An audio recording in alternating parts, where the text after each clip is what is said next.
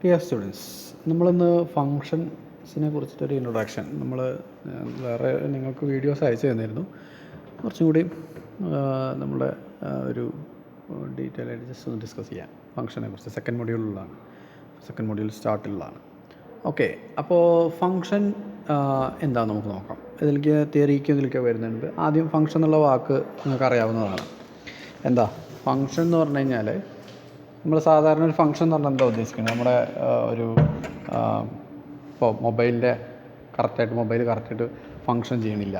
അതിൻ്റെ ഉദ്ദേശം എന്താ? മൊബൈലിൻ്റെ ജോലി ചെയ്യണില്ല. മൊബൈലിൻ്റേതായ ജോലികൾ, ഇപ്പോൾ മേ ബി നമ്മുടെ ക്യാമറ ഫങ്ഷൻ ഇല്ല, ക്യാമറയുടെ ജോലി ക്യാമറ ചെയ്യുന്നില്ല. ക്യാമറയൊക്കെ ഒരു ഉദ്ദേശം ഉണ്ടല്ലോ, അത് ചെയ്യുന്നില്ല. അപ്പോൾ ഒരു ഫങ്ഷൻ എന്ന് പറഞ്ഞാൽ ഒരു പർട്ടിക്കുലർ ടാസ്കിന് വേണ്ടി ഉദ്ദേശിച്ചിട്ടുള്ള കാര്യമാണ്. നമ്മുടെ റിയൽ ലൈഫിൽ നമ്മൾ ഉദ്ദേശിച്ചില്ല.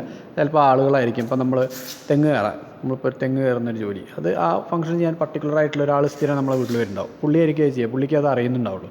നമ്മൾക്ക് ചിലപ്പോൾ ചെയ്യാനൊക്കെ പറ്റും. ചിലപ്പോൾ കയറി കഴിഞ്ഞാൽ നമ്മൾ അത്രത്തോളം പെർഫെക്റ്റ് ആയിരുന്നില്ല. അതുപോലെ ഇപ്പോൾ ഒരു ഡോക്ടറുടെ ജോലി, അത് ആ പർട്ടിക്കുലർ ഡോക്ടർ തന്നെ ആയിരിക്കും അത് ചെയ്യുന്നത്. അപ്പോൾ ഡോക്ടറുടെ ആ ടാസ്ക് കംപ്ലീറ്റ് ചെയ്യാൻ അയാൾക്ക് കഴിയുള്ളൂ.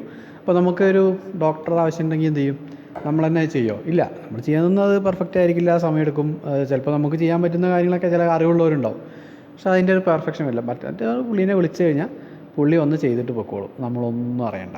ഇപ്പോൾ നിങ്ങളതിപ്പോൾ ആലോചിക്കുന്നുണ്ടല്ലോ, അതിൽ തേങ്ങ ഇടാനായിട്ട് നമ്മൾ തേങ്ങ ഇങ്ങനെ വീഴുന്നുണ്ട്. അപ്പോൾ നമുക്ക് ആ ഒരു സ്ഥലത്ത് തേങ്ങ ഇടുന്ന ഒരാളെയാണ് നമുക്ക് ആവശ്യം. നമ്മളെന്ത് ചെയ്യും? തേങ്ങ ഇടുന്ന ആളെ വിളിക്കും. ആ ഫങ്ഷൻ ചെയ്യുന്ന ആളെ പേര് പറഞ്ഞ് വിളിക്കും ഫോണിൽ, അല്ലേ? എന്തെങ്കിലും ഒരു പേരൊക്കെ ഉണ്ടാവും. നമ്മൾ ലോക്കലിൽ ഒരു പുള്ളിക്ക് ഒരു പേരുണ്ടാവും. പുള്ളിയുടെ ആ നമ്പറിൽ നമ്മൾ കോൾ ചെയ്യും. പുള്ളിയെ വിളിച്ചാൽ കിട്ടുന്ന പേരിൽ പുള്ളിയെ വിളിക്കും. പുള്ളി വരും, പുള്ളി ആ വർക്ക് ചെയ്യും. പുള്ളി ആ തേങ്ങ ഇട്ടിട്ട് പുള്ളി പോവും, അല്ലേ? അതാണ് നമ്മുടെ ഒരു ഡെയിലി ലൈഫിൽ നമ്മളൊരു ഫങ്ഷൻ, ഒരു ജോലി ചെയ്യുന്നതുമായിട്ട് ബന്ധപ്പെട്ടിട്ട്, ടാസ്കുമായി ബന്ധപ്പെട്ട് നമ്മൾ ഫങ്ഷൻ എന്നുള്ള ഒരു വാക്ക് നമ്മൾ ബന്ധിപ്പിക്കാൻ പറ്റുന്നത്. ഇതേ ഒരു സാഹചര്യത്തിനെ നമുക്ക് പ്രോഗ്രാമിങ്ങിലും ഉപയോഗിക്കാൻ പറ്റും. അതായത് ഇപ്പോൾ നമ്മളുടെ ഒരു പ്രോഗ്രാമിംഗ് സെഷനിൽ നമുക്കൊരു പർട്ടിക്കുലർ ജോലി ചെയ്യണം. ഫോർ എക്സാമ്പിൾ, ഇപ്പോൾ ഒരു സമ്മ് കാണണം. 2 സംഖ്യകൾ നമ്മൾ അടിച്ചു കൊടുത്തു, കീബോർഡിൽ നിന്ന് കയറ്റി കൊടുത്തു, കമ്പ്യൂട്ടറിൻ്റെ ഉള്ളിലേക്ക് പ്രോഗ്രാമിലേക്ക് നമ്മൾ ഇൻപുട്ട് ചെയ്തു. അങ്ങനെ എടുക്കുന്ന സമയത്ത് നമുക്ക് ആ 2 സംഖ്യകളുടെ സമ്മ് കാണിച്ചു തരണം. ആ സമ്മ് കാണാൻ വേണ്ടിയിട്ട് നമുക്ക് വേണമെങ്കിൽ എന്ത് ചെയ്യാം? സമ്മ് ചെയ്യുന്ന ഒരു സമ്മ് ഫൈൻഡ് ചെയ്യുന്ന ഒരു ഫങ്ഷൻ നമുക്ക് എഴുതാം. എന്നിട്ട് ആ ഫങ്ഷൻ അങ്ങ് വിളിച്ചാൽ മതി. എപ്പോഴാണോ നമുക്ക് ഇൻപുട്ടിലേക്ക് 2 സംഖ്യകൾ വരുന്നത്, നമുക്ക് സമ്മാണ് കാണേണ്ട ആവശ്യമെങ്കിൽ നമുക്ക് എന്ത് ചെയ്യാം? ജസ്റ്റ് നമ്മൾ തേങ്ങയിടുന്ന ആളെ വിളിച്ച പോലെ സമ്മിൻ്റെ ഫങ്ഷനുകൾ വിളിക്കുന്നു. സമ്മിൻ്റെ ഫങ്ഷൻ നമ്മൾ വിളിച്ച സ്ഥലത്ത് വരുമ്പോൾ സമ്മിൻ്റെ ഫങ്ഷൻ എന്ത് വേണം? സമ്മിൻ്റെ ഫങ്ഷൻ വയ്ക്കുകയാണെങ്കിൽ 2 സംഖ്യകൾ വേണം. 2 സംഖ്യകൾ ഇൻപുട്ട് കിട്ടിയതുകൊണ്ടാണ് നമ്മൾ സമ്മിനെ വിളിച്ചത്. ആ 2 സംഖ്യകൾ ആർക്ക് കൊടുത്തു? സമ്മിൻ്റെ ഫങ്ഷൻ അങ്ങ് കൊടുത്തു. സമ്മിൻ്റെ ഫങ്ഷൻ എന്ത് ചെയ്യും? അത് കൂട്ടിയിട്ട് സമ്മ് കാണിച്ചിട്ട് നമുക്ക് തരും. സമ്മിൻ്റെ ഫങ്ഷൻ അങ്ങ് പോകും. അങ്ങനെ നമുക്ക് പ്രോഗ്രാം ചെയ്യുന്നതിൻ്റെ ഇടയിൽ നമുക്ക് ഒരു പർട്ടിക്കുലർ കാര്യങ്ങൾ ചെയ്യണമെന്നുണ്ടെങ്കിൽ ഈസി ആയിരിക്കും, അല്ലേ? ഇപ്പോൾ നമുക്ക് ഒരു പ്രൊജക്റ്റൊക്കെ ചെയ്യാണ്, സോഫ്റ്റ്വെയർ ഒക്കെ ചെയ്യാണ്. അപ്പോൾ നമുക്കറിയാം ഇന്ന സ്ഥലത്ത് ഇന്ന് കുറേ കാര്യങ്ങൾ റെഗുലറായിട്ട് നമുക്ക് സ്ഥിരം റിപ്പീറ്റ് ചെയ്തിട്ടൊരു ജോലി ചെയ്യണമെന്ന് നമുക്ക് തോന്നുകയാണ്. റിപ്പീറ്റ് ചെയ്തിട്ടൊരു സാധനം ചെയ്യണമെന്ന് നമുക്ക് തോന്നുകയാണെന്നുണ്ടെങ്കിൽ നമ്മളെന്ത് ചെയ്യും? ആ പർട്ടിക്കുലർ ഫങ്ഷൻ അങ്ങ് വിളിച്ചാൽ മതി, അല്ലേ? നമ്മൾ കൂടുതലായിട്ട് വേറെ ഇതൊന്നും ചെയ്യേണ്ട ആവശ്യമില്ല. ഒരു പല കേസസ് നമുക്ക് പറയാം. ഒരു വലിയ പ്രൊജക്റ്റൊക്കെ ചെയ്യുമ്പോൾ നമുക്ക് കുറേ ജോലികൾ ചെയ്യുന്ന ഒരുപാട് ടാസ്ക് കംപ്ലീറ്റ് ചെയ്യണ്ടാവും. ആ ടാസ്ക് കംപ്ലീറ്റ് ചെയ്യണ്ടാകുമ്പോൾ നമ്മുടെ ഓരോ പോർഷനിലും നമ്മൾ ആ സ്ഥലത്ത് ആ കോഡ് ഇങ്ങനെ ഓരോ ടാസ്ക് വരുമ്പോഴും ആ കോഡ് ഇങ്ങനെ എഴുതി പോകും.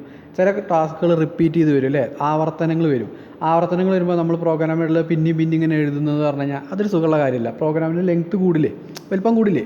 നമുക്കിപ്പോൾ ഇതേപോലെ തന്നെ സമ്മ് നമുക്കൊരു 10 സ്ഥലത്ത് കാണാനുണ്ട്. ഓരോ സെക്ഷനിൽ ഒരു പ്രോഗ്രാം നമ്മൾ ചെയ്യുകയാണ്. അപ്പോൾ നമ്മൾ 10 സ്ഥലത്ത് സമ്മിൻ്റെ കോഡ് ഇങ്ങനെ എഴുതി പോകാമെന്ന് പറയുമ്പോൾ അതിൻ്റെ സമ്മ് ഞാൻ ചെറിയൊരു ഫങ്ഷൻ എന്ന് പറഞ്ഞതേ, വലിയൊരു ഫങ്ഷൻ വിചാരിക്കും. ഒരു 10 ലൈനൊക്കെ ഉള്ളൊരു പണിയാണ് നമുക്ക് ചെയ്യേണ്ടത്. അത് ഓരോ സ്ഥലത്ത് എഴുതുമ്പോഴേക്കും 100 ലൈൻ വരും. നേരെ മറിച്ച് നമ്മളൊരു ഫങ്ഷനെ വേറെ എവിടെയെങ്കിലും കൊണ്ടുപോയി മാറ്റി നിർത്തി അതിൽ ഈ സാധനങ്ങളൊക്കെ എഴുതി ഫങ്ഷൻ അവിടെ സെറ്റാക്കി വെച്ച് നമുക്ക് ആവശ്യത്തിന് ഫങ്ഷൻ്റെ പേര് ചൊല്ലി നമ്മൾ വിളിക്കുന്നു. ഫങ്ഷൻ കോളിംഗ് എന്നതിന് പറയാം. അതൊക്കെ എന്തൊക്കെ നമുക്ക് നോക്കാം, പരിശോധിക്കാം. അപ്പോൾ ഫങ്ഷന് വരുന്നു, നമ്മൾ അവിടെ ഇൻപുട്ട് ഫങ്ഷൻ കൊടുക്കുന്നു. എങ്ങനെ ഇൻപുട്ട് ഫങ്ഷനിൻ്റെ ഉള്ളിലേക്ക് കയറ്റിയിടുക എന്നൊക്കെ നമുക്ക് പഠിക്കാം. അപ്പോൾ അങ്ങനെ ആ ഫങ്ഷനെ പ്രവർത്തിയിട്ട് നമുക്ക് വേണ്ട ഔട്ട്പുട്ട് തരുന്നു. അപ്പം നമുക്കൊരു ഗുണം എന്താ വെച്ചാൽ സമയലാഭമാണ്. പിന്നെ കുറേ ലെങ്ത്ത് കൂടുന്നില്ല. അപ്പോൾ കുറച്ചുകൂടി ഫാസ്റ്റായിട്ട് എക്സിക്യൂട്ട് ചെയ്യും. അതിന് കുറച്ചുകൂടി ക്ലാരിറ്റി ഉണ്ടാകും, കോഡിനൊക്കെ ഒരു വൃത്തിയും അതിനൊക്കെ ഉണ്ടാവും. അത് കുറച്ച് കാര്യങ്ങളൊക്കെ ഉണ്ട്, നമുക്ക് നോക്കി ഡിസ്കസ് ചെയ്യാം. അപ്പോൾ നമുക്ക് നമ്മുടെ കാര്യങ്ങൾക്ക് വരാം. ഫംഗ്ഷൻ എന്താണെന്ന് നിങ്ങൾക്ക് ഒരു ഓവർവ്യൂ തന്നാണ്. ഇനി നമ്മൾ ഫംഗ്ഷൻ നോക്കാം. നമ്മുടെ ഇവിടെ first point function as modularization of tool. Modularization എന്ന് പറഞ്ഞു കഴിഞ്ഞാൽ കഷ്ണാക്കിയിട്ട് ചെറിയ ഒരു വലിയ പോർഷനെ നമ്മൾ ചെറിയ പീസാക്കിയിട്ട് മാറ്റി വയ്ക്കുന്ന ഒരു സംഭവമാണ്. അപ്പോൾ നമുക്ക് ഒത്തിരി വലിയൊരു പണി ചെയ്യാണ്ടെങ്കിൽ ഒന്നിച്ച് തുടങ്ങല്ലേ. ഇപ്പോൾ ഒരു വീട് പണി, ആദ്യം തറയിടാൻ ടീം വരും, അവർ തറയിട്ട് പോവും. പിന്നെ പടവിന് വേറെ ടീം വരും, പടം എടുത്ത് പോവും. വാർപ്പിന് വേറെ ടീം വരും, വാർത്ത് പോവും.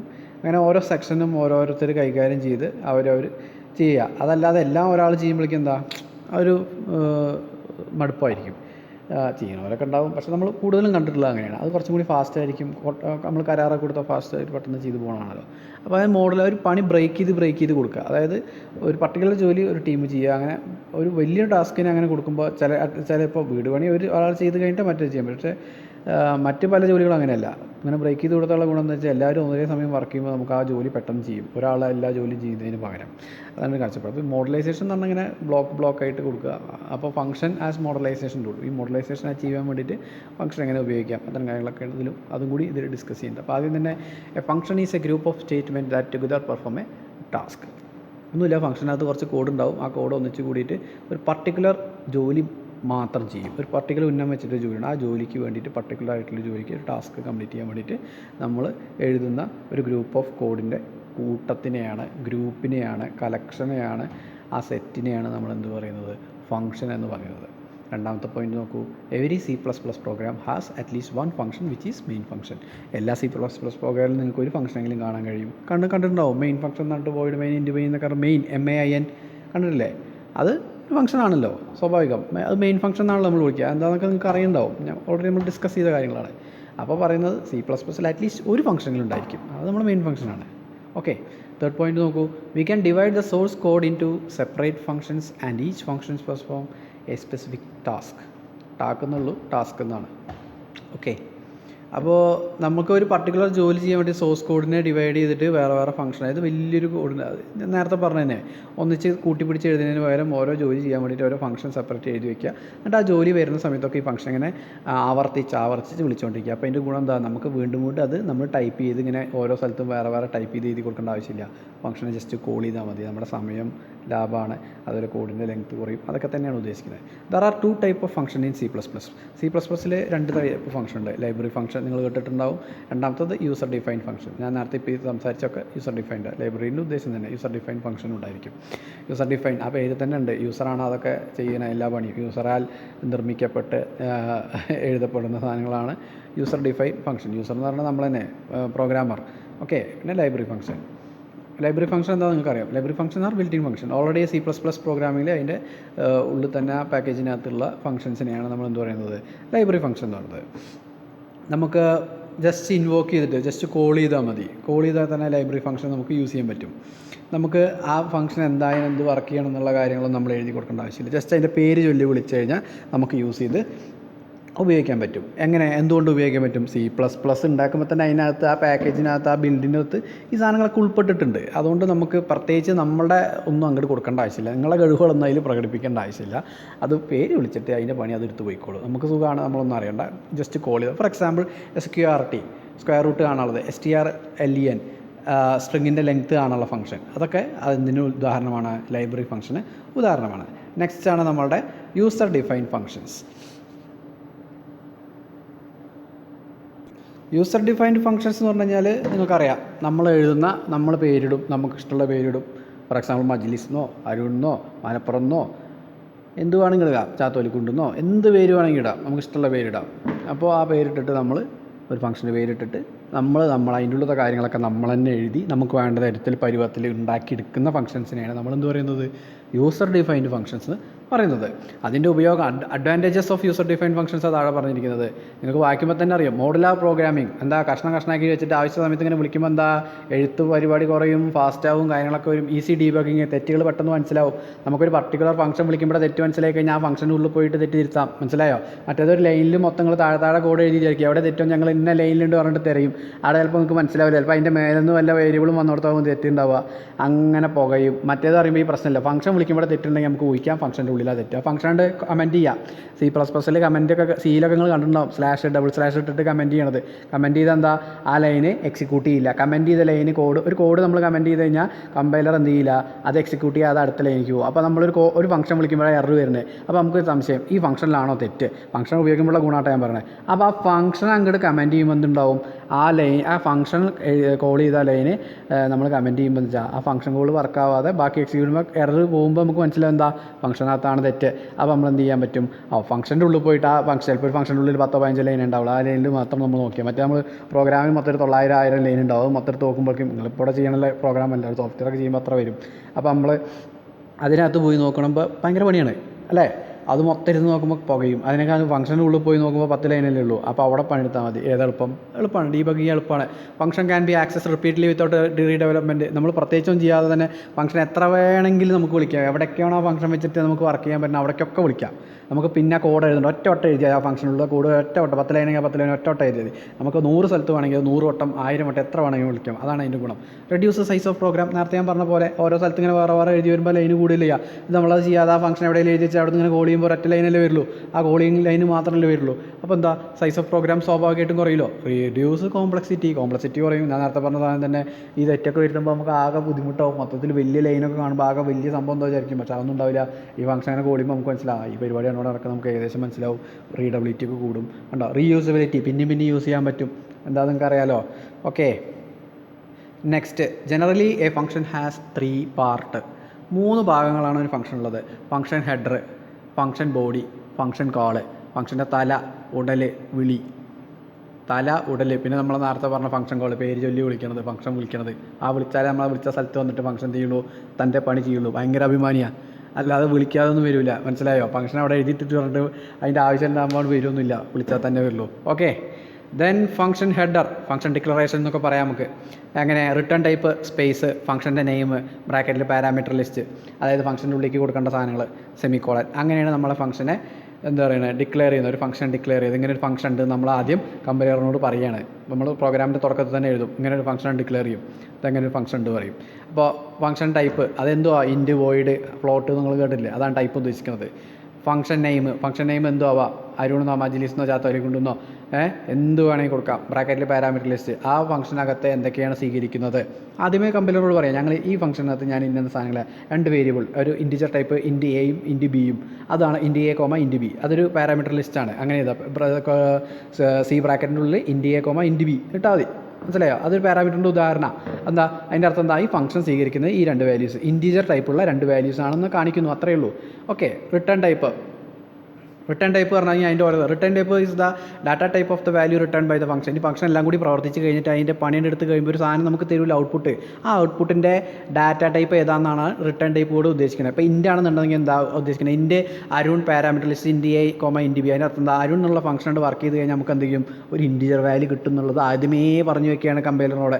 ഇൻറ്റ് എന്നുള്ളതുകൊണ്ട് റിട്ടേൺ ടൈപ്പ് എന്നുള്ളത് ഉദ്ദേശിക്കുന്നത് അതാ. മനസ്സിലായോ? ഫംഗ്ഷൻ നെയിം പറഞ്ഞു കഴിഞ്ഞാൽ ഫംഗ്ഷൻ നമ്മൾ കൊടുക്കുന്ന ഒരു പേര്, നമുക്ക് വിളിക്കാൻ എളുപ്പത്തിന് എന്ത് പേര് വേണമെങ്കിൽ കൊടുക്കാം. നമുക്ക് അത് പറഞ്ഞില്ല. Parameters or arguments. പാരാമീറ്റേഴ്സിന് പറയുന്ന വേറൊരു പേരാണ് arguments. Are the values passed to ഫംഗ്ഷൻ്റെ ഉള്ളിലേക്ക് നമ്മൾ എന്തൊക്കെ കൊടുക്കണമെന്ന് ആദ്യം തന്നെ പറഞ്ഞേക്കുക. ഇന്ന സാധനങ്ങൾ നമ്മൾ കൊടുക്കുന്നത്. ആ കൊടുക്കുമ്പോൾ അതിന് നമ്മൾ ഒരു ടൈപ്പും കാര്യങ്ങളൊക്കെ പറഞ്ഞു കൊടുക്കും. Okay, next point, if the function using no parameter, the parameter list is the parenthesis is empty. നമുക്കിപ്പോൾ പാരാമീറ്റർ ഒന്നും കൊടുക്കണില്ല, അതിനുള്ളിൽ നമ്മളൊന്നും വാല്യൂ ഒന്നും കൊടുക്കണില്ല വിചാരിക്കുക. അങ്ങനെ നമ്മൾ എടുക്കണില്ല, കോൾ ചെയ്യുമ്പോൾ അങ്ങനെ എടുക്കുകയാണ് നമ്മൾ. ഫംഗ്ഷൻ കോളിങ് വേറെ രീതിയിലാണ് ചെയ്യുന്നത്. നമ്മൾ ഫംഗ്ഷൻ്റെ ഉള്ളിലേക്കൊന്നും കൊടുക്കണില്ല, ഞങ്ങൾ ഫംഗ്ഷൻ അങ്ങനത്തെ ഫംഗ്ഷനല്ല, ഞങ്ങൾ എടുക്കാത്ത ഫംഗ്ഷനാണ് നമുക്ക് തോന്നലാണ്. അപ്പോൾ എന്താ, ആ ബ്രാക്കറ്റിൻ്റെ ഉള്ളിൽ പാരാമീറ്റർ ഒന്നും ഉണ്ടാവില്ല. നേരത്തെ നോക്കുക, ഇൻ്റെ ടൈപ്പ് ഉണ്ടാവും, റിട്ടേൺ ടൈപ്പ് ഉണ്ടാവും, ഇൻറ്റിജർ. ആഡ് എന്ന് പറഞ്ഞ ഫംഗ്ഷൻ്റെ പേര് അരുൺ എന്നുള്ളൊക്കെ പോലെ തന്നെ ആഡ് കൊടുക്കുക. അതിന് പേര് അരുൺ എന്നാണ് കൊടുത്തോളി, നിങ്ങളെ പേര് കൊടുക്കുക, എന്ത് വേണമെങ്കിൽ കൊടുക്കുക. ബ്രാക്കറ്റിൻ്റെ ഉള്ളിൽ ഒന്നും ഉണ്ടല്ല, പാരാമീറ്റർ ലിസ്റ്റിൽ എംറ്റി ആയിരിക്കും, വെറും 2 ബ്രാക്കറ്റ് എംറ്റി ബ്രാക്കറ്റ് ഇട്ട് സെമിക്കോഡ്. അതാണ് ഫംഗ്ഷൻ ഡിക്ലറേഷൻ. അതിൻ്റെ താഴെ മാറ്റി പാരാമീറ്റർ ഉള്ളത് കണ്ടിട്ടുണ്ട് കണ്ടോ, ഇൻറ്റ് add ഇൻറ്റ് a comma int B കണ്ടോ, അതൊരു മോഡലാണ്. പിന്നെ അടുത്ത മോഡലുണ്ടോ, ഇൻറ്റ് ആഡ് ഇൻറ്റ് കോമ ഇൻറ്റ്, എയും ബി ഒന്നുമില്ല, വേരിയബിളിൻ്റെ പേരൊന്നും കൊടുക്കില്ല, ടൈപ്പ് മാത്രം. വാല്യൂ വരും, വേരിയബിൾ ഒന്നും കൊടുക്കില്ല, വാല്യൂ വരും. ആ വാല്യൂൻ്റെ ടൈപ്പ് ഇത് 2 മാത്രം പഠിക്കണം. വളരെ സിമ്പിളായിട്ട് പറഞ്ഞു കൊടുക്കുക. 2 ഇൻറ്റിജർ ആയിരിക്കും, 2 വാല്യൂ വരും, 2 വാല്യൂ ഇൻറ്റിജർ ആണെന്ന് മാത്രം പറയുന്നതാണ് ഇൻറ്റ് ആഡ് ബ്രാക്കറ്റിൻ്റെ ഉള്ളിൽ ഇൻറ്റ് കോമ ഇൻറ്റ്. അത് വേറൊരു ടൈപ്പാണ്. മറ്റിടത്ത് എന്താ, ഇൻറ്റ് ആഡ് ബ്രാക്കറ്റിൽ എന്താ, ഇൻറ്റ് a comma int B. ഇൻറ്റ് A ഒരു വേരിയബിൾ വരും, ഇൻറ്റിജർ വേരിയബിൾ വരും, മറ്റേത് ഇൻറ്റിജർ വരും, മറ്റൊന്നും വാല്യൂ സിസ്റ്റസ് വരും. അത് എങ്ങനെ വേണമെങ്കിൽ നിങ്ങൾക്ക് കൊടുക്കാം. പിന്നെ ഫംഗ്ഷൻ ബോഡി, ഫംഗ്ഷൻ്റെ ഉള്ളിൽ ഇവിടെയാണ് നമ്മൾ ഫംഗ്ഷനകത്ത് എന്തൊക്കെ ചെയ്യണം, എന്തൊക്കെ പണിയെടുക്കണം എന്ന കാര്യങ്ങളൊക്കെ നമ്മൾ ഇത് കൊടുക്കുക. General form of the function definition. Function ഡെഫിനിഷനാണ് നമ്മളിത് പറയുന്നത്. ഇതെങ്ങനെ ചെയ്യുക? റിട്ടേൺ ടൈപ്പ്, നേരത്തെ പറഞ്ഞ റിട്ടേൺ ടൈപ്പ്, ഫംഗ്ഷൻ എന്താണ് തരുന്നത് അത്. ഇപ്പോൾ ഇൻ്റ് ആണെങ്കിൽ ഇൻ്റ്, അത് ഫംഗ്ഷൻ നെയിം, ഫംഗ്ഷൻ്റെ പേര്, ആഡെന്നോ സമ്മെന്നോ അരുണെന്നോ മജ്ലിസെന്നോ എന്ത് വേണമെങ്കിൽ കൊടുക്കാം. ബ്രാക്കറ്റിൽ പാരാമീറ്റർ ലിസ്റ്റ്, എന്ത് പാരാമീറ്ററാണ് കൊടുക്കാതിരിക്കുക, എന്ത് വേണമെങ്കിൽ ചെയ്യാം അത്. പിന്നെ കേർലി ബ്രാക്കറ്റ് ഓപ്പൺ ചെയ്യുക, ഫംഗ്ഷൻ്റെ പണി എടുക്കുക. ഫംഗ്ഷൻ എന്തൊക്കെ ചെയ്യണം? ഇപ്പോൾ സമ്മ് കാണേണ്ട ഫംഗ്ഷൻ ആണെങ്കിൽ സമ്മ് കാണാം അല്ലേ, അങ്ങനെ അല്ലെങ്കിൽ ആവറേജ് കാണുമെങ്കിൽ ആവറേജ് കാണാം, എന്ത് വേണമെങ്കിൽ ചെയ്യാം. എന്നിട്ട് ആ ഫംഗ്ഷൻ്റെ പണിയെടുക്കുന്ന കാര്യങ്ങൾ നമ്മൾ കോഡുകളൊക്കെ അതിനകത്ത് എഴുതി കഴിഞ്ഞാൽ കേർലി ബ്രാക്കറ്റ് എടുത്ത് ക്ലോസ് ചെയ്ത് കഴിഞ്ഞാൽ എന്തായി? ഫംഗ്ഷൻ്റെ ഡെഫിനിഷൻ കഴിഞ്ഞു, ബോഡി ഓഫ് ഫംഗ്ഷൻ കഴിഞ്ഞു, ഫംഗ്ഷൻ ഡെഫിനിഷൻ കഴിഞ്ഞു. ഫംഗ്ഷൻ ഡിക്ലറേഷൻ പഠിച്ചപ്പോൾ ഫംഗ്ഷൻ ഡെഫിനിഷൻ പഠിച്ചു. ഓക്കെ, ഇനി function body contains A collection of statements that defines what the function does. ഒരു ഫംഗ്ഷൻ എന്ത് പണിയെടുക്കണം കാര്യങ്ങളൊക്കെ പറയുന്ന കാര്യങ്ങളൊക്കെ ആയിരിക്കും ഫംഗ്ഷൻ ബോഡിക്ക് അകത്ത് ഡിഫൈൻ ചെയ്തിട്ടുണ്ടാവുക. അതാണ് അവർ പറയുന്നത്. സിമ്പിളാണ്, നിങ്ങൾക്ക് അറിയാവുന്ന കാര്യങ്ങൾ. ഒരു എക്സാമ്പിൾ പറഞ്ഞു നോക്കിക്കോ. ഇൻറ്റ് സമ്മ്, ഇൻ്റെ ഫംഗ്ഷൻ എന്താണ് പണിയെടുത്ത് കഴിഞ്ഞാൽ അവസാനം തരുന്ന വാല്യൂ അതിനെ സൂചിപ്പിക്കുന്നതാണ് റിട്ടേൺ ടൈപ്പ്. അതിൻ്റെ റിട്ടേൺ ടൈപ്പ് ഇവിടെ ഇൻറ്റ്. സമ്മ് ഫംഗ്ഷൻ്റെ പേര്, ഫംഗ്ഷൻ്റെ പേരാണ് എന്ത്? സമ്മ്. ബ്രാക്കറ്റിൻ്റെ ഉള്ളിൽ എഴുതുന്ന കാര്യത്തിന് പറയുന്ന പേരാണ് ആർഗ്യുമെൻറ്റ്സ് അല്ലെങ്കിൽ പാരാമീറ്റേഴ്സ്. ഇവിടെ എന്തൊക്കെ arguments ഒന്നെ? ഇൻറ്റ് a comma int B, രണ്ട് സംഖ്യകൾ, രണ്ട് ഇൻറ്റിജർ വാല്യൂസ് വരുന്നത് ആദ്യം തന്നെ പറഞ്ഞെടുത്തു. കേർലി ബ്രാക്കറ്റ് ഓപ്പൺ ചെയ്തു. ഇത് ഫംഗ്ഷൻ ഡെഫിനിഷൻ എക്സാമ്പിളോട്ട് പറഞ്ഞത്. Int sum is equal to, sum എന്ന് പറഞ്ഞിട്ടൊരു വേരിയബിൾ ഡിക്ലെയർ ചെയ്തു ഇൻറ്റ്, അതാണ് int sum is equal to a plus b. അത് ആ പാരാമീറ്റർ പറഞ്ഞു കഴിഞ്ഞാൽ ഫംഗ്ഷൻ്റെ ഉള്ളിലേക്ക് പോകുന്ന സാധനം, ഫംഗ്ഷന് എന്തൊക്കെയാണ് സ്വീകരിക്കുന്നതെന്നാണ് അത് പറഞ്ഞു കൊടുക്കുന്നത്. ആ പാരാമീറ്ററിൽ രണ്ട് വാല്യൂസാണ് നമ്മുടെ എയും ബിയും വരുന്നതാണ് പറഞ്ഞത്. അപ്പോൾ int sum is equal to a plus b semicolon to return sum. ആ ഫംഗ്ഷൻ അവസാനം ഫംഗ്ഷൻ്റെ പ്രവർത്തനം പൂർത്തീകരിച്ച് കഴിഞ്ഞാൽ ഫംഗ്ഷൻ നമുക്ക് തിരിച്ചു തരുന്നതാണ് അതിൻ്റെ ഔട്ട്പുട്ട്. അതിനെ നമ്മൾ എന്താ പറയും? റിട്ടേൺ ചെയ്യുകയാണ്. ആ റിട്ടേൺ തരാറില്ല, തിരിച്ചു തരിക. എന്താ ചില ആൾക്കാർക്ക് പറയില്ല റിട്ടേൺ എടുക്കൂല കേട്ടോ എന്നൊക്കെ പറയില്ലേ. നിങ്ങൾ ആമസോണിലൊക്കെ റിട്ടേൺ 30 days റിട്ടേൺ ഇല്ല, അതന്നെ റിട്ടേൺ തിരിച്ചു കൊടുക്കുക. ആ ഫംഗ്ഷൻ നമുക്ക് പണി കഴിഞ്ഞ് കഴിഞ്ഞാൽ റിട്ടേൺ തരുന്ന എന്താ? സമ്മ് എന്ന് പറഞ്ഞ വേരിയബിളാണ്. സമ്മ് എന്ന് പറഞ്ഞ വേരിയബിൾ എന്താണ്? Already it is an integer type. അപ്പോൾ ഇൻറ്റിജറാണ് നമുക്ക് എന്ത് ചെയ്യുന്നത്? റിട്ടേൺ ചെയ്യുന്നത്. ഓക്കെ, ഇതെങ്ങനെ അതിപ്രധാനവും അഭിമാനകരവുമായ ഫംഗ്ഷൻ്റെ ഭാഗം ഫംഗ്ഷൻ കോൾ. ഞാൻ നിങ്ങളടുത്ത് ഓൾറെഡി പറഞ്ഞു, ഫംഗ്ഷൻ അഭിമാനിയാണ്, വെറുതെ ഒന്നും വരില്ല, വിളിച്ചു വരുത്തണം. എന്താണ്? Without a function call a function cannot be executed. ആദ്യത്തെ വാക്ക് തന്നെ അതാണ്. വിളിക്കാതെ ഇത് പണിയെടുക്കൂല, വിളിക്കാതെ വരില്ല, വിളിക്കാതെ ഫംഗ്ഷൻ എവിടെയും വിട്ടില്ല. അപ്പോൾ ഫംഗ്ഷൻ കോൾ ഇറ്റ്സ് മസ്റ്റ്, വളരെ ഇമ്പോർട്ടൻ്റ് ആണ്. To use a function we will have to call or invoke a function. ഒരു ഫംഗ്ഷൻ നമുക്ക് ഉപയോഗിക്കണോ? ഫംഗ്ഷനെ നമുക്ക് കോൾ ചെയ്യണം, ഫംഗ്ഷനെ വിളിക്കണം, ഫംഗ്ഷനെ ഉണർത്തണം. ഇൻവോക്കറിനെ ഉണർത്തണം. ഓക്കെ, ഫംഗ്ഷനെ വിളിച്ചു വരുത്തണം. When a program call a function the program control go to that called function. നമ്മളൊരു പർട്ടിക്കുലർ സ്ഥലത്ത് വെച്ചിട്ട് ഫംഗ്ഷനെ നമ്മൾ കോൾ ചെയ്തു, സമ്മ് എന്ന് പറഞ്ഞ ഫംഗ്ഷനെ നമ്മൾ കോൾ ചെയ്തു, സെമിക്കോളോട്ട് കോൾ ചെയ്തു. അപ്പോൾ എന്ത് ചെയ്യും? പ്രോഗ്രാം ഇവിടെ വിളിച്ചിരുന്നു. അപ്പോൾ പ്രോഗ്രാം എന്ത് ചെയ്യും? അങ്ങോട്ട് ചെല്ലും. ഫംഗ്ഷൻ ഡെഫിനിഷൻ വലിയ രാജാവാണ്. ഫംഗ്ഷൻ ഡെഫിനിഷൻ എവിടെയാണ് ചെയ്തതെന്ന് വെച്ചാൽ അങ്ങോട്ട് ചെല്ലും. ആ പ്രോഗ്രാമിൻ്റെ പോർഷനിൽ നമ്മളുടെ പ്രോഗ്രാമിൻ്റെ പോയിൻ്റർ ചെല്ലും. പ്രോഗ്രാം പോയിൻ്റർ പറഞ്ഞാൽ എന്താ? എവിടെയാണോ ഫംഗ്ഷൻ എക്സിക്യൂട്ട് ചെയ്യുന്നത് ആ എക്സിക്യൂട്ട് ചെയ്യുന്ന ഭാഗത്തെ സൂചിപ്പിക്കുന്നതാണെന്ത്? Programme pointer. മനസ്സിലായോ? ഇപ്പോൾ ഏത് ഭാഗത്താണ് നമ്മൾ നോക്കില്ലേ ചോദിച്ചിട്ട് ഈ ഇപ്പോൾ എവിടെയെന്നൊക്കെ നോക്കില്ലേ, വീട്ടിൽ നിന്നൊക്കെ വിളിച്ചിട്ട് ഞാൻ ഇവിടെ പാടത്താണ് പറമ്പിലാണെന്നൊക്കെ നിങ്ങൾ പറയൂലേ. അതേപോലെ പ്രോഗ്രാം ഇപ്പോൾ എവിടെ എക്സിക്യൂട്ട് ചെയ്തിട്ടുണ്ട് നമുക്ക് മനസ്സിലാവുള്ളൊരു സ്ഥലമാണ് എന്ത്? Programme pointer. ഫംഗ്ഷൻ കോൾ ചെയ്ത് കഴിഞ്ഞാൽ പ്രോഗ്രാമിൻ്റെ പോയിൻ്റർ എവിടെ പോകും? പ്രോഗ്രാം കംപ്ലീറ്റ് ഇതിൻ്റെ എക്സിക്യൂഷൻ അതിൻ്റെ സീനാരിയോ എങ്ങോട്ട് മാറ്റും. ആ ഫംഗ്ഷൻ എവിടെയാണോ ഡിഫൈൻ ചെയ്തിട്ട് അങ്ങോട്ട് പോകും. Okay, then the called function perform its task, and when it return statement is executed or when the function ends, then the control is back to the main program. Function എന്നിട്ട് അതിൻ്റെ പണിയൊക്കെ ചെയ്ത് നമുക്ക് വേണ്ട സാധനങ്ങളൊക്കെ റിട്ടേൺ എടുത്ത് നമ്മൾ satisfy ആയി കഴിഞ്ഞാൽ നമ്മൾ എന്ത് ചെയ്യും? നമ്മൾ എവിടെ നിന്നാണോ പോയത് ആ ഭാഗത്തേക്ക് തിരിച്ചു വരും. തിരിച്ച് മെയിൻ പ്രോഗ്രാമിലേക്ക് നമ്മളെ കൺട്രോൾ വന്നിട്ട് നമ്മൾ പണി തുടരും. ഓക്കെ, നമ്മളല്ല കമ്പൈലർ പണി തുടരും. Okay, the general form of function call. Function കോളിൻ്റെ സാധാരണ ഫോം ഫംഗ്ഷൻ നെയിം എന്താണോ പേര്, സമ്മ്, ബ്രാക്കറ്റിൽ പാരാമീറ്റർ ലിസ്റ്റ്, നേരത്തെ കണ്ട int a comma int b. ഇനി പാരാമീറ്റർ ഒന്നുമില്ലെങ്കിൽ വാക്കൻ്റ് ആയിരിക്കും, semicolon. Example sum a comma b. മനസ്സിലായോ? കണ്ടോ? അവിടെ റിട്ടേൺ ടൈപ്പ് ഒന്നും കൊടുക്കേണ്ട ആവശ്യമില്ല. മനസ്സിലായില്ലേ? റിട്ടേൺ ടൈപ്പ് കൊടുക്കേണ്ട ആവശ്യമില്ല. ഓക്കെ, ഇതാണ് നമ്മളുടെ ഒരു ഫംഗ്ഷനെ കുറിച്ചിട്ടുള്ള ഒരു ബേസിക് ഐഡിയ.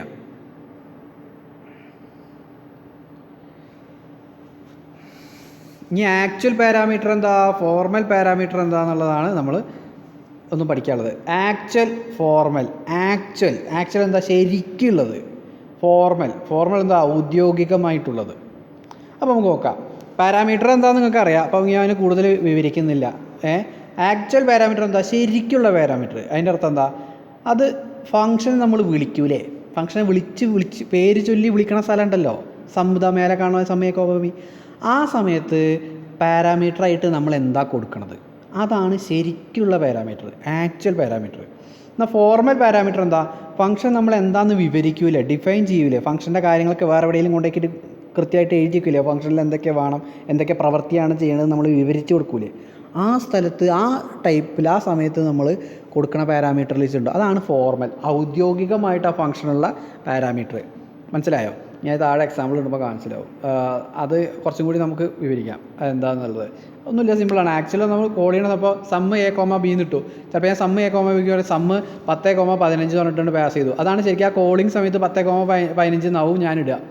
മനസ്സിലായോ? ആ 10ഉം 15 എന്താ ആക്ച്വലി. പക്ഷേ ശരിക്കും ഡിഫൈൻ ചെയ്യുമ്പോൾ എന്താ, സമ്മ് ഡിഫൈൻ ചെയ്യുമ്പോൾ ഇൻറ്റ് എ കോമ പാരാമീറ്ററിനുള്ള ഇൻറ്റ് ബി എന്നൊക്കെ ഇട്ടിട്ടുണ്ട്. അതാണ് അതിൻ്റെ ഔദ്യോഗികമായിട്ടുള്ള പാരാമീറ്റേഴ്സ്. പക്ഷേ വിളിക്കുമ്പോൾ എനിക്ക് തോന്നിയ പോലെ വിളിക്കുകയൊക്കെ ചെയ്യും, പക്ഷേ ഞാൻ വിട്ടെടുക്കുമ്പോൾ എനിക്ക് തോന്നിയപ്പോൾ അതാണ് ശരിക്കുള്ളത് ആക്ച്വലി, അതായത് റിയൽ ടൈമിലുള്ള പാരാമീറ്റേഴ്സ്. ഓക്കെ, ഇനി ഫംഗ്ഷനൊക്കെ വെച്ചിട്ടുള്ള കുറച്ച് പ്രോഗ്രാമുകളാണ്. Program to find largest value among 2 numbers using function. 2 വാല്യൂസിൽ വലുത് കാണാം ഫംഗ്ഷൻ വെച്ചിട്ട്. ആഷ് ഇൻക്ലൂഡ് IO സ്ട്രീം നിങ്ങൾക്കറിയാം, use namespace int max. ഒരു ഫംഗ്ഷൻ ഉണ്ട് കേട്ടോ, മാക്സ് പറഞ്ഞിട്ടുള്ള ഒരു ഫംഗ്ഷൻ ഉണ്ട്. ഫംഗ്ഷൻ ഡിക്ലറേഷൻ ഓർമ്മയില്ലേ, ആദ്യത്തെ പറഞ്ഞ ഫംഗ്ഷൻ്റെ 3 ഭാഗങ്ങളിൽ ഒന്നാമത്തെ ഭാഗം ഇൻറ്റ് മാക്സ്, ഇൻറ്റ് num1 കോമ ഇൻറ്റ് num2 നമ്മൾ ഡിക്ലെയർ ചെയ്തു. ഇൻറ്റ് num1 കോമ ഇൻറ്റ് num2 പറഞ്ഞ പാരാമീറ്ററിൽ ഇൻറ്റിജർ ടൈപ്പിലുള്ള മാക്സ് എന്ന് പേരുള്ള ഒരു ഫംഗ്ഷൻ ഉണ്ട്. സെമിക്കോളൻ ഫസ്റ്റ് ഇട്ടു, ദാ ഈ സാധനം ഡിക്ലെയർ ചെയ്തു. ഇനി ഇൻറ്റ് മെയിൻ തുടങ്ങി ഇൻറ്റ് ഇൻറ്റ് എ ഈക്വൾ ടു 0 നമ്മൾ കൊടുത്തു, ബി ഈക്വൾ ടു 200 കൊടുത്തു, 0 അല്ല 100. ഇൻറ്റ് എ ഈക്വൾ ടു എ എന്ന് പറഞ്ഞ വേരിയബിളിക്ക് 100 കൊടുത്തു, ബി പറഞ്ഞ വേരിയബിളിക്ക് 200 കൊടുത്തു. ഇൻറ്റിജർ ടൈപ്പിൽ RET റെറ്റ് എന്ന് പറഞ്ഞിട്ടൊരു വേരിയബിൾ ഡിക്ലെയർ ചെയ്തു.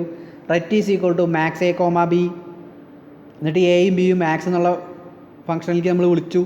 റെറ്റ് equal to max a comma b. എന്നിട്ട് cout largest value use ret എന്ന വേരിയബിൾ നമ്മൾ എന്ത് ചെയ്തു, സി ഔട്ട് ചെയ്തു, പ്രിൻറ്റ് ചെയ്തു, റിട്ടേൺ 0. ഓക്കെ, ഇത്രയും ചെയ്തു. അപ്പോൾ അവിടെ റെറ്റ് എന്ന് പറഞ്ഞ വേരിയബിൾക്ക് മാക്സ് എന്ന ഫംഗ്ഷൻ കോൾ ചെയ്തിരിക്കുന്ന ret equal to max a comma b integer main ഫംഗ്ഷനിൽ. ഓക്കെ, അതെന്താ എയും ബി എന്താ, നമ്മൾ 100 200 എന്ന് പറഞ്ഞൊരു വേരിയബിൾ സെറ്റ് ചെയ്തിട്ടുണ്ട്. എയിൽ 100 ഉണ്ട്, ബിയിൽ വരുന്നുണ്ട്. അപ്പോൾ നമ്മൾ ആ കോളിനെ നമ്മൾ മെയിൻ ഫംഗ്ഷനിൽ വിളിക്കുകയാണ്. ഞാൻ പറഞ്ഞു വിളിച്ചാലേ ആൾ വരുള്ളൂ. മാക്സ് എന്ന് പറഞ്ഞാൽ എ കോമ ബിയിൽ വിളിച്ചിട്ടുണ്ട്. മാക്സ് എന്ന് പറഞ്ഞ ഫംഗ്ഷനാണ് നമ്മൾ വിളിക്കുന്നത്. ആ ഫംഗ്ഷൻ വിളിക്കുമ്പോൾ നമ്മൾ ആക്ച്വൽ റിയൽ ടൈമിൽ ശരിക്കുള്ള പാരാമീറ്റർ എന്താ, എയും ബിയും. പണിയെടുത്തുകൊണ്ടിരിക്കുമ്പോൾ നമ്മൾ വിളിക്കുമ്പോൾ നമുക്ക് തോന്നിയ പാരാമീറ്റർ കൊടുക്കൂലേ, അതിനാണ് ആക്ച്വൽ പാരാമീറ്ററാണ് വിളിക്കുന്ന സമയത്ത്. അത് എയും ബിയും ആണ് കിട്ടുന്നത്. അത് ഇട്ടിട്ട് നമ്മൾ പേര് ചൊല്ലി വിളിച്ചു മാക്സ് എന്ന ഫംഗ്ഷനെ. അപ്പോൾ നമുക്ക് നോക്കാം മാക്സ് എന്ന ഫംഗ്ഷനിൽ എന്തൊക്കെ എഴുതി പിടിപ്പിച്ചിട്ടുണ്ടെന്നുള്ളത്. ഇൻറ്റ് മാക്സ്, ഇതാണ് ഫംഗ്ഷൻ ഡെഫിനിഷൻ. ഇൻറ്റിജർ ടൈപ്പാണ്, റിട്ടേൺ ടൈപ്പ്, മാക്സ് ആണ് പേര്. അതിൻ്റെ ഏതാണ്ടോ ഈ ഫംഗ്ഷൻ്റെ ഡെഫിനിഷൻ്റെ സമയത്ത് പാരാമീറ്റർ കണ്ടില്ലേ, ഇൻറ്റ് num1 കോമ ഇൻറ്റ് num2. ഇതാണ് ഇതിൻ്റെ ഔദ്യോഗികമായിട്ടുള്ള ഫോർമലായിട്ടുള്ള പാരാമീറ്റേഴ്സ്. പക്ഷെ എങ്ങനെയാണ് num1 എന്ന് പറഞ്ഞിട്ടാണ് നമ്മൾ വിളിച്ചത്, നമ്മൾ എ കോമ ബി പറഞ്ഞിട്ട് നമുക്ക് തോന്നിയ പോലെ വിളിച്ചു. ആ തോന്നിയ പോലെ വിളിക്കാനാണ് ആക്ച്വൽ പാരാമീറ്റർ. ശരിക്കുള്ളത് തോന്നിയ പോലെ എന്നൊക്കെ പറയണമെന്നേ ഉള്ളൂ. ആ ഫംഗ്ഷൻ എന്താ, ഇൻറ്റ് റിസൾട്ട് പറഞ്ഞ വേരിയബിൾ ഫംഗ്ഷനകത്ത് നമ്മൾ ഡിക്ലെയർ ചെയ്തു. എന്നിട്ട് നമ്മൾ if condition, if num1 comma num2. എന്താ num1, ഇതിനകത്ത് 2 പാരാമീറ്റർ വരും. ഭാവിയാണ് ഈ ഫംഗ്ഷൻ ശരിക്കും ഉണ്ടാക്കുമ്പോൾ ഈ ഫംഗ്ഷനെ വിളിക്കുക. ആദ്യം നമ്മൾ ഫംഗ്ഷൻ ഡിക്ലെയർ ചെയ്ത ഫംഗ്ഷൻ നമ്മൾ ഡിഫൈൻ ചെയ്യണമല്ലോ. ഈ ഡിഫൈൻ ചെയ്യുന്ന സമയത്ത് മെയിൻ ഫംഗ്ഷൻ പുറത്താണ് ഡിഫൈൻ ചെയ്യുന്നത്, നിങ്ങൾ മനസ്സിലാക്കണം കേട്ടോ, മെയിൻ ഫംഗ്ഷൻ പുറത്താണ്. ഓക്കെ, ഈ മാക്സ് എന്ന് പറഞ്ഞ ഫംഗ്ഷൻ നമ്മൾ ഡിഫൈൻ ചെയ്യുകയാണ്. ഡിഫൈൻ ചെയ്യുമ്പോൾ എന്താ പറയണത്, ഫോർമൽ പാരാമീറ്റർ ആയിട്ട് ഇൻറ്റ് num1ഉം ഇൻറ്റ് num2ഉം കൊടുത്തിട്ടുണ്ട്. എന്നിട്ട് പറയാം എന്താ അതിൻ്റെ അർത്ഥം, നമ്മൾ പറഞ്ഞു വെക്കുകയാണ്, ഔദ്യോഗികമായിട്ട് പറഞ്ഞു വെക്കുകയാണ്. ഇവിടെ ഏതെങ്കിലും കാലത്ത് 2 വേരിയബിൾ വരും. ആ വേരിയബിൾ ഇൻറ്റിജർ ടൈപ്പായിരിക്കും. അത് 2ആണ് പറയുന്നത്. അങ്ങനെ വല്ലതും വന്നാൽ അതിനെ ഒന്നാമത് വരുന്നതിനെ num1 എന്നുള്ള വേരിയബിൾക്ക് ഇട്ട് കൊടുക്കണം, രണ്ടാമത് വരുന്നതിനെ num2 എന്ന് പറഞ്ഞ വേരിയബിൾക്ക് ഇട്ട് കൊടുക്കണം. ഇത് നമ്മൾ പറഞ്ഞു വെച്ചിട്ടാണ് ഫംഗ്ഷൻ ഡെഫിനിഷൻ തുടങ്ങുന്നത്. സാറേ എന്ത് നല്ല ദീർഘദർശിയാണല്ലേ ഫംഗ്ഷൻ ഇടുമ്പോൾ നമ്മൾ. അപ്പോൾ നമ്മൾ എയും ബിയും ആണ് ഇട്ടാൽ എ എന്തിലേക്ക് പോകും, ആദ്യം വരുന്നത് a max a comma b എന്ന് പറഞ്ഞിട്ട് നമ്മൾ വിളിച്ചത് നേരത്തെ, ഓർമ്മല്ലേ. എ എന്താ എന്ന് പറയണത് num1ക്ക് കയറും, ബി എന്ന് പറയുന്നത് ഇതിലേക്ക് കയറും, num2 എന്ന് പറഞ്ഞ വേരിയബിളിലേക്ക് കയറും. അതിനാണ് ഇതിങ്ങനെ ഇട്ടുണ്ട് ഫോർമല്. എങ്ങനെ നമ്മൾ പറഞ്ഞ ആക്ച്വലി എന്ത് വിട്ടാലും ഫംഗ്ഷൻ ഡെഫിനിഷൻ സ്ഥലത്ത് തന്നെ പിന്നെ ആ കോള് പോകുമ്പോൾ പോയിൻ്റർ ഇവിടെ വരുമ്പോൾ എ എന്നുള്ളത് എന്തിലേക്ക് ഇട്ട് കൊടുക്കും, num1ക്ക് ഇട്ട് കൊടുക്കും. ബി എന്ന് പറഞ്ഞ വാല്യൂ, ബീൻ്റെ വാല്യൂ 200 അത് എന്തിലേക്ക് ഇട്ട് കൊടുക്കും, num2ക്ക് എടുക്കും. എന്നിട്ട് ഇൻറ്റ് റിസൾട്ട് നമ്മളൊരു വേരിയബിൾ ഡിക്ലെയർ ചെയ്തു. ഡിഫ് നോക്കുക, if num1 > num2, num1 num2 വലുതാണെങ്കിൽ result is equal to num1, else result is equal to num2. Return എന്താണ് നമുക്ക് തിരിച്ചു തരുന്നത്? റിസൾട്ട് എന്ന് പറഞ്ഞ വേരിയബിൾ. അപ്പോൾ 100 എയിലുള്ളത്, ബിയിലുള്ള 200 നമ്മൾ ആദ്യത്തെ ഇഫ് കണ്ടീഷൻ ചേർച്ച് ചെയ്തു. അപ്പോൾ എ എന്നുള്ള വാല്യൂ നമ്മൾ എങ്ങോട്ട് കൊണ്ടുപോയി കൊടുക്കും? num1 കിട്ടു. ബി എന്നുള്ള വാല്യൂ നമ്മൾ എന്ത് കിട്ടു? num2 കിട്ടു. അപ്പോൾ എയിൽ 100ഉം ബിയിൽ 200ഉം, അതായത് num1ൽ 100ഉം num2ൽ 200ഉം. എന്നിട്ട് നമ്മൾ ചെക്ക് ചെയ്യാണ് if num1 greater than num2. num1ൽ 100 num2ൽ 200 അപ്പോൾ num1 greater than 200 100 greater than 200 അല്ല. ആ ഇഫ് കണ്ടീഷൻ വർക്ക് ചെയ്യില്ല. നേരെ എൽസിക്ക് പോയി. എൽസ് ആ ഇഫ് അല്ലെങ്കിൽ, എൽസ് എന്ന് പറഞ്ഞാൽ അതിൻ്റെ മലയാളം മീനിങ്ങാണ് അല്ലെങ്കിൽ. എന്താ else? Result is equal to num2. നമ്മുടെ അവസാനത്തെ ഉത്തരം എന്താണ്? num2. വലുത് ഏതാണ്? num2. num2ൽ എന്താ? 200. എന്നിട്ട് എന്താ? ആ എൽസ് റിസൾട്ട് എന്നുള്ള വേരിയബിൾക്ക് ആ വാല്യൂ സെറ്റ് ചെയ്തിട്ട് എന്ത് ചെയ്യും? എൽസ് നിന്ന് പുറത്തേക്ക് വന്നിട്ട് റിട്ടേൺ റിസൾട്ട്. ഫൈനലി ഫംഗ്ഷൻ നമുക്ക് എന്താ തിരിച്ചു തരുന്നത്? റിസൾട്ട് എന്ന വേരിയബിൾ. എന്താ? റിസൾട്ട് എന്ന വേരിയബിളിലാണ് വലിയ സംഖ്യ ഉള്ളത്. 2 സംഖ്യകളിൽ വലിയ സംഖ്യ കാണാനുള്ള പ്രോഗ്രാമല്ലേ ഫംഗ്ഷൻ ഉപയോഗിച്ചിട്ട്. അപ്പോൾ റിസൾട്ട് എന്നുള്ള വേരിയബിളിലാണ് എന്തുള്ളത്? ഇപ്പോൾ വലിയ സംഖ്യ ഉള്ളത്. അതെങ്ങനെ കണ്ടുപിടിച്ചു എന്നാൽ num1 num2 ഇഫും എൽസും വെച്ച് കമ്പയർ ചെയ്തിട്ടാണ് കണ്ടുപിടിച്ചത്. എന്നിട്ട് റിട്ടേൺ ചെയ്തു റിസൾട്ട്. അത് നമുക്ക് എവിടെ കിട്ടി? ഈ റെറ്റ് മാക്സ് എ കോമ ബി ഓർമ്മ ഉണ്ടോ? ആ മാക്സ് ഫംഗ്ഷൻ ചെയ്യുമ്പോൾ റിസൾട്ടാണ് നമുക്ക് തിരിച്ചു തരുന്നത്. അത് ഏതിലേക്കാണ് കൊണ്ടുവരുന്നത്? ഈ റെറ്റ് എന്ന് പറഞ്ഞ വേരിയബിളിലേക്ക് കൊണ്ടുപോയിട്ടു. നമ്മൾ മെയിൻ ഫംഗ്ഷനിക്ക് തിരിച്ചു വരും. നിങ്ങളെ ബോധമൊക്കെ മെയിൻ ഫംഗ്ഷനിക്ക് നമ്മളിപ്പോൾ കുറച്ച് ഫ്ലാഷ് ബാക്ക് മാക്സ് എന്ന ഫംഗ്ഷൻ കോൾ ചെയ്തപ്പോൾ എന്തൊക്കെ നടന്നു നമ്മൾ എഴുതി. ആ മാക്സ് എന്നുള്ള ഫംഗ്ഷൻ കോൾ ചെയ്തപ്പോൾ റിസൾട്ട് എന്നുള്ള വേരിയബിൾ നമുക്ക് തിരിച്ചു വന്നു. റിസൾട്ടിൽ ഇപ്പോൾ എന്തുണ്ട്? 200 ഉണ്ട് അല്ലേ? ആ വേരിയബിളിൽ റിസൾട്ട് 200 ഉണ്ട്. ഈ മാക്സ് എ കോമ ബി ചെയ്തപ്പോൾ 200 കിട്ടി. ആ 200 എന്തിൽ കിട്ടു? റെറ്റ് എന്ന വേരിയബിളിലേക്ക് നമ്മൾ കൊണ്ടിട്ടു. റിസൾട്ട് എന്ന വേരിയബിളാണ് വരിക. റിസൾട്ടിൽ 200 ഉണ്ട്. ആ 200 എന്ത് കിട്ടു? റെറ്റിക്ക് കിട്ടു. എന്നിട്ട് നമ്മൾ cout largest value is ret. റെറ്റിലപ്പോൾ എന്താ? അപ്പോൾ നമ്മൾ ഉത്തരം എന്താ കിട്ടുക? ഔട്ട്പുട്ട് എന്താ കിട്ടുക? ലാർജസ്റ്റ് വാല്യൂ ഇത് അങ്ങനെ കിട്ടും. Largest value is 200. അപ്പോൾ ഏകദേശം ഒരു ഫംഗ്ഷൻ്റെ ഐറ്റംസ് മനസ്സിലായില്ലേ? ബാക്കിയൊക്കെ നമുക്ക് അടുത്ത ക്ലാസ് പഠിക്കാം.